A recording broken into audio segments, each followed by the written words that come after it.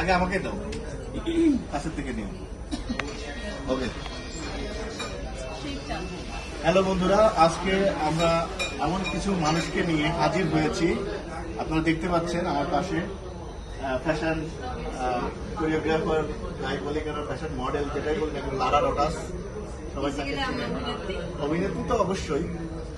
এরপরে আমাদের drama queen, drama actress, model, যেটাই বলি কিনা কেন।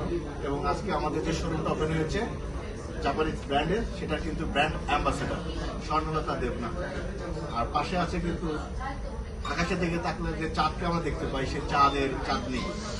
তো আজকে আমরা একটা ভালো একটা ওপেনিং এ এসেছিলাম এবং ওপেনিং শেষ করে আমরা এখন একটু আড্ডা দিচ্ছি। তো আমরা যেহেতু বিশ্বকাপ চলছে, দেখা যাক আমাদের আজকে যে উপস্থিত যারা গেস্ট আছে তারা কে কোন দল করে। প্রথমে চলে যাবো চাঁদনির কাছে। চাঁদনি, তুমি কোন দলে আছো, কোন দল সাপোর্ট করতেছো? কাছে নিয়ে আমার কেন আর্জেন্টিনা কেন?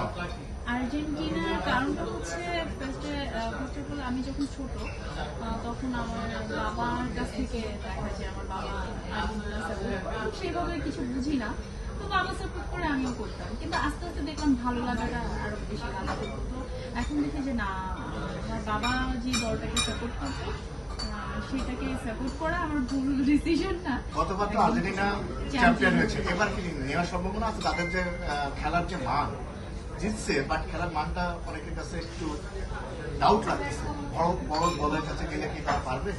ইনশাআল্লাহ আশাবাদী। তো থ্যাংক ইউ সো মাচ চাঁদনিকে। এরপরে আমরা দেখতে পাচ্ছি আমাদের সবার প্রিয়, আজকে অনেক সুন্দর লাগতেছে। আজকে মেকআপটা কে করছে?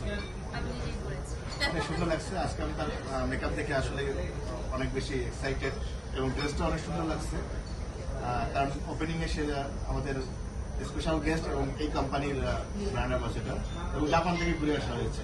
তো এই কোম্পানি, জাপান কোম্পানির সাথে কাজ করা এবং জাপানে গিয়ে 10 দিন থাকা, আমরা জানতে চাই এইটা মানে কিভাবে হলো এবং কেমন লাগলো ওখানকে, ওখানে যে ওদের আবহাওয়া, পরিবেশ, সবকিছু।